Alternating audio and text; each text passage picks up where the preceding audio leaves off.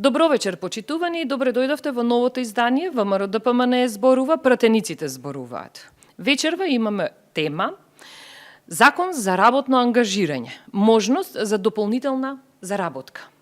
Проблем кој 30 на години во нашата држава се создавал, а тоа е мотивирање и создавање на сива економија. Она што нас не мотивира и ја направи желбата да направиме едно законско решение кое ќе го намалува сето ова што значи сива економија и проблем за економијата во државата.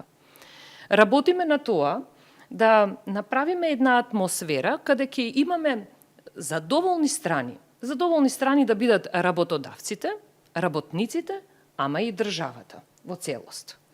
Вечерва на оваа тема повеќе ќе зборуваме со мојата драга колешка Драгана Бојковска, која ни доаѓа од изборната единица 3 од општина Илинден. Општина која навистина мотивирачки, но исто така и забрзано се развива и бележи многу убави позитивни резултати од она што можеме да го следиме. Добро вечер, Драгана. Добро вечер, Пети, и поздрав до сите оние кои што не следат. Така.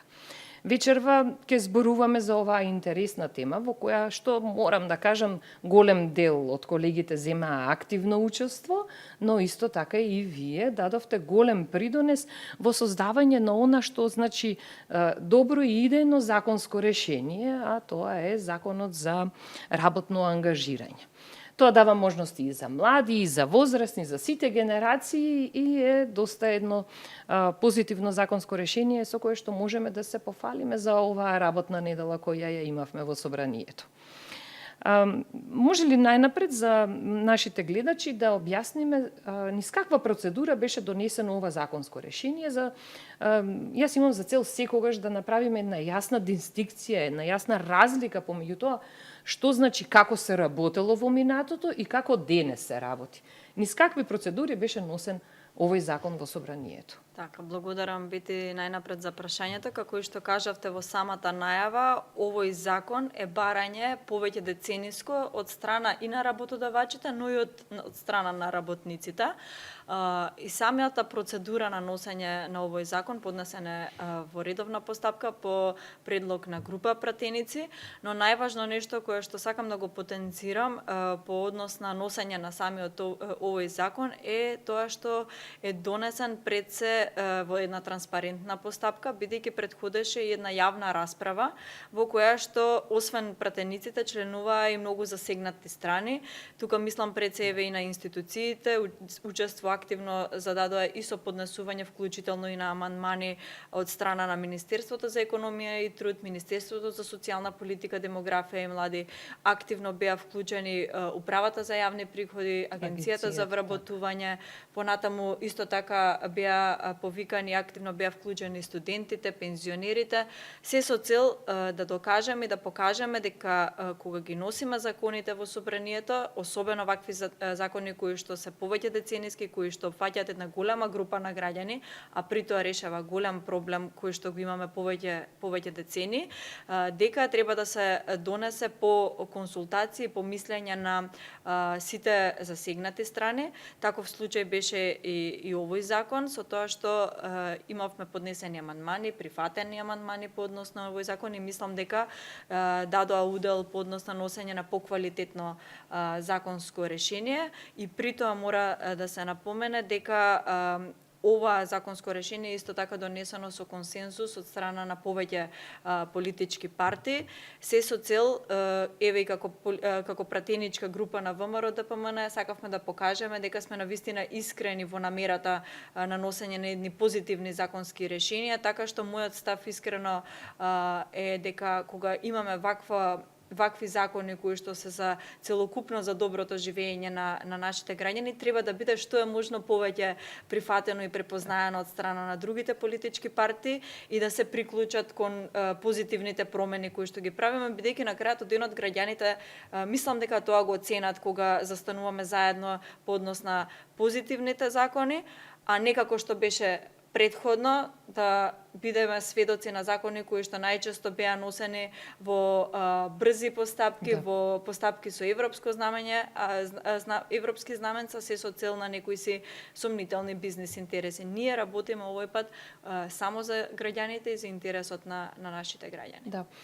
Низ онаа процедура која што сме вметнати и инволвирани сите за носење на законски решенија, транспарентноста и отвореноста од наша страна е максимална кога станува збор за носење на закони, но исто така нели нормално и ние да очекуваме дека ќе имаме транспарентност и отвореност за соработка од другите политички партии, но не за жал и политичкото ниво на култура не ни е до тој степен високо, за да и очекуваме една транспарентност и отвореност и од опозицијата од друга страна.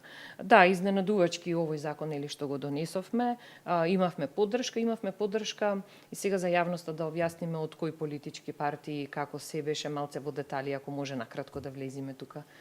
Па да, имаше различни мислења во парламентот по однос на самиот закон. Сегогаш има некој кој што се противставува, иако е најдобро законско решение. Јас го поздравувам тоа што дадоа поддршка политичките партии од Социјалдемократскиот сојуз и од страна на ЛДП, но имавме ситуации во кои што од страна на една политичка партија која што е целосно деструктивна во парламентот, веќе е добро позната, тоа е Левица, кај што и на овој закон му најде замерки, му најде една негативна конотација, се со цел да се оцрни нешто кое што е навистина позитивно и барано од страна на граѓаните. Жалам за таквите ситуации во парламентот. Мислам, ние како парламентарци можеби веќе сме навикнати и некој ќе каже тоа ви е работа да се соочувате со тие работи, но како политичари, а особено ќе зборам и од аспект на некоја нова генерација која што доаѓаме, навистина се бориме да не им го служиме тоа на граѓаните, да не бидат сведоци на такви настани. Наместо тоа, кога имаме еден консензус не само од политичките партии, туку и од страна на граѓаните, на многу заинтересирани илјадници граѓани, па вклучително и наши партнери, како невладени организации, бидејќи тие беа вклучени исто така во поддршка и носење на овој закон, како што е ГИС, како што е Центарот за истражување и креирање на политики, кои што јавно дадоа поддршка на овој закон, кај што укажува дека илјадници работници се опфатени со регулирање на овој закон. Тоа не е пример дека ние нешто ново правиме овдека.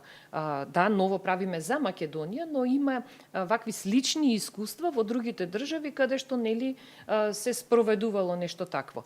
Но да се споредува со она што имаше реториката, ќе употребам, на непочитуваниот Димче Апасиев, дека се враќаме назад во робовладетелско општество со носењето на овој закон, бидејќи неговата реторика одеше во тој правец, не се согласувам и да, ако имаме искрени и честни намери спрема Македонија, треба да соработуваме и да даваме предлози за подобрување на законското решение, а не само да се даваат деструктивни и неконкретни, неконструктивни критики околу законското решение. Но да ги тргнеме нив настрана. Накратко само, јас би рекла дека дури тие искази кои што ги слушнавме се токму навредливи и спрема на работникот, бидејќи кога ќе навлеземе во суштината на овој закон, кога ќе видиме дека илјадници работници се повеќе години оставени во сивата економија, во некоја сива зона,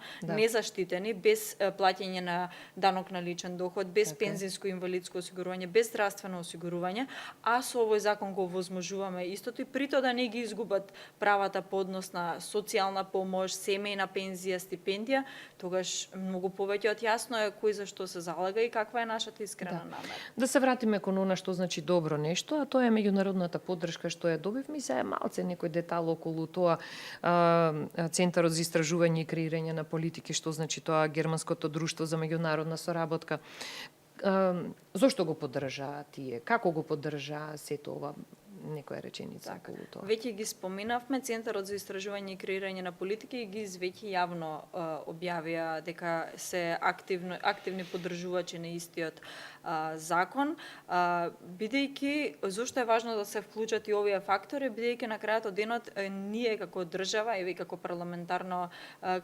парламентарна група го користиме и знаењето на овие институции кои што секако патуваат и на одредена експертиза, така што можам да со ова да кажам дека законот е носена вистина со експертски знаења и со експертска поддршка, а вклучително на ова морам да додадам дека е важно да се каже дека и оној дел на имплементација сега на законот ќе биде поддржан и од германската развојна соработка, што значи дека информацијскиот систем ќе се реализира токму од страна на нив со донаторска поддршка, што значи дека и во процесот на имплементација ќе имаме активна поддршка од страна на донатори за да имаме едно поквалитетна реализација на ова законско решение. Одлично. Тоа значи голема мотивација и за работодавачите, но и за работниците. И сега, ајде малце за работниците, за граѓаните. Кои се основните придобивки што тие ќе ги имаат од носењето на ова законско решение?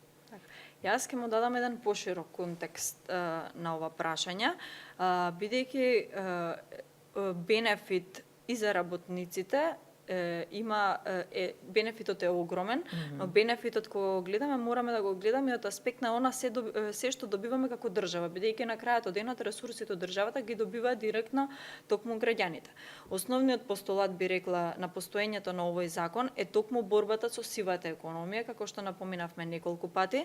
Пред се ценам дека илјадници работници кои што во периодите на сезона работат определена работа која што притоа е најчесто непријавена, се опфаќаат со овој закон и веќе ја формализираме нивната работа.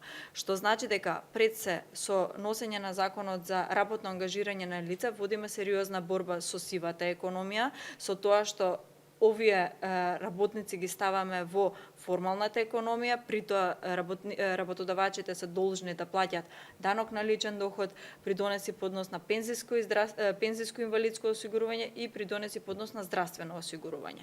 Освен што добива работникот одредена заштита поднос на овие плаќање на овие давачки, добива и самата држава, бидејќи не само што водиме борба со сивата економија, сега и се полни веќе буџетот на државата, што значи дека ќе имаме повеќе средства за граѓаните и ќе можеме да реализираме повеќе мерки или проекти.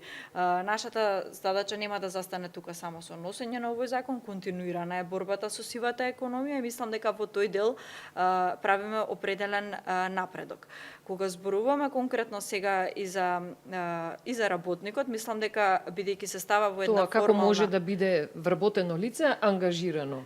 Така, мора на почеток да направиме јасна дистинкција дека овој закон за работно ангажирање на лица не се спојува со законот за работни односи и не представува конкретно вработување, туку како што вели и самиот закон представува ангажирање на лица во определен период, односно во периодите на сезона и представува повремена или сезонска работа. При тоа, за да го зачуваме самото основа за постоење на овој закон, многу е важно да се каже дека определуваме дејности кои што значат сезонска работа. Во јавност имаше и од одредени заинтересирани страни дека треба да се прошират дејностите, дека треба да се опфатат повеќе дејности, повеќе лица, но тука мораме да бидеме одговорни дека и да кажеме дека пред се мисли на сезонската работа и да ги опфатиме оние сегменти. Затоа законот се донесе за определени дејности. Тука спаѓаат земјоделството, овоштарството и риболовството, понатаму спаѓаат дејностите од угостителството и спаѓаат дејностите од домаќинството како работодавач. Ценеме дека еве со една сеопфатна дебата дека овие дејности кои што се опфатени најчесто тука еве спаѓаат, знаеме дека во периодите на сезона за земјоделството спаѓаат периодите кога треба да се извршат од определени земјоделски работи, особено во летните периоди е засилен интензитетот на работа, понатаму во угостителството, во зимските и во летните сезони кога е туристичката сезона, исто така имаме зголемен наплив на потреба од од работа, исто така да излеземе во пресред на работниците, но и на работодавачите, и од аспект на домаќинството како работодавач работите во однос на домовите за стари лица и така натаму, бидејќи знаеме дека младите конкретно ќе кажам, особено во периодите во летниот период кога почнува така наречениот летен распуст за средношколците. Над 16 години чинам дека беше И значи тука спаѓаат лицата кои што се студенти, лицата кои што се средношколци, кои што исполнуваат услови за определен работен ангажман над 16 години по законот, и понатаму спаѓаат исто така и пензионерите, само вработените лица, невработени лица, вработени лица, дадовме тука еден поширок контекст, така што овие лица ќе може да се занимаваат и да бидат работно ангажирани во овие дејности. Особено младите, знам дека во летните периоди се ангажирани во дејностите на угостителство, представува одлична можност да бидат работно ангажирани во овој период, можност за дополнителна заработка, а при тоа важно е да се напомене дека не ги губат правата по основ на стипендија или правото на редовно студирање. Така што еден важен момент и тоа да се напомене, како што е важен момент да се напомене дека не се губи ни правото на семејна пензија, на старосна пензија и така натаму. Мислам дека е одличен бенефит. Од аспект на останатите лица, мислам дека треба да се даде поддршка на дополнителна заработка, бидејќи во овие периоди цениме дека имаме огромна потреба на работна сила, така што мислам дека делот на и потреба на работната сила се надокнадува со овој дел кај што некој можеби има дополнителен мотив да заработи повеќе и одговорно е да се остават. Но исто така и тие се заштитуваат заради тоа што сигурно знаеме и двете, нели, познаваме примери на тоа дека младите може да работат во текот на летниот период и се случувало после одреден период на работен ангажман да не им биде исплатена платата, а на ваков начин тие кога ќе биде се регулирано, кога не би постоела таа сива зона каде што се злоупотребуваат работниците, нели, да бидат и на некој начин и заштитени нивните права, работнички права кои што ќе ги има, така. Да. Малку затоа фама, постои извинета таа евиденција на пријави и одјави од страна на агенцијата за вработување, како одговорна институција, ќе биде управата за јавни приходи, се со цел да се регулира. Да. Драго ми е што за прв пат видовме и институционална, квалитетна поддршка, сам малце ќе скршнам од темава, со тоа што сакам институциите како што е Агенцијата за вработување и управата за јавни приходи да ги пофалам, бидејќи навистина дадоа свој придонеси во јавната расправа која ја имавме со нивни конкретни примери за тоа како тоа да биде ова законско решение да биде многу поприменливо во пракса од нели што би било предлог или тоест беше предлог претходно. Да. Така да сите тие искуства заедно направија едно вакво законско решение кое верувам ќе дава добар придонес во јавноста и така натаму. Сега сакам нешто да загатнам овде. Од оние утрински емисии кои ги гледаме на телевизија имаше малце и една како паника, да речем, од страна на пензионерите. Зарем пензионерите да работат уште? Дали треба да постои паника кај пензионерите и дали е исправна таа паника? Нешто околу тоа како пензионерите или кои пензионери би можеле да имаат, да бидат вака работно ангажирани. Бидејќи ние знаеме сега и статистички јавака како професор по географија ќе си кажам, работоспособното население во минатото било многу поголемо на број од што е денес работоспособното население. И многу интересно кога ги гледав статистиките, не знам дали знаете, ама има повеќе жени работоспособни отколку мажи работоспособни. Малце бегаат статистички, како и да е. За пензионерите. Така, мислењата може да бидат поделени индивидуално за носење Никој на со сила ова не ги право, тера да работат. но ние оставаме законска можност да, доколку некој има потреба или доколку има желба, бидејќи ние знаеме дека голем дел па и од голем дел и од пензионираните лица па и се работоспособни лица. Јас мислам дека е одговорно пред се како држава сето она работоспособно население да му дадеме дополнителен стимул за заработка, бидејќи на крајот од денот одговорно е, бидејќи се зголемуваат личните приходи. А сите не само знаеме на... дека постојат и дека одат да работат. Постојат, јас ќе наведам конкретен пример, бидејќи знаеме дека припадниците во армијата на Република Македонија или Министерството за внатрешни работи особено се со бенефициран стаж и се навистина работоспособни лица. Мислам дека одрилична можност со носење на овој закон да не ги укоруваме на некој начин понатаму да не ја продолжуваат нивната работа, туку да им оставиме можност во формалната економија да бидат. Бидејќи знаеме дека доколку некој досега сакал да работи, можел тоа да го направи и во сивата економија. Не е нашата цел тоа да го оставиме таму каде што било, така што мојот став е дека треба работоспособното население да го мотивираме, да биде што е можно проактивно, бидејќи на крајот од денот кога имаме ние пак и потреба во дадени моменти од работна сила, наместо да увезуваме работна сила, ние треба да си го ангажираме работоспособното население тука и да го стимулираме истото. И се остваруваат поголеми приходи за државата, но и се остваруваат поголеми приходи по основ на индивидуата или во семејството. Со тоа се зголемува и данокот на додадена вредност, со тоа што ќе влезат во промет истите тие средства, така што мислам дека бенефитот е обостран.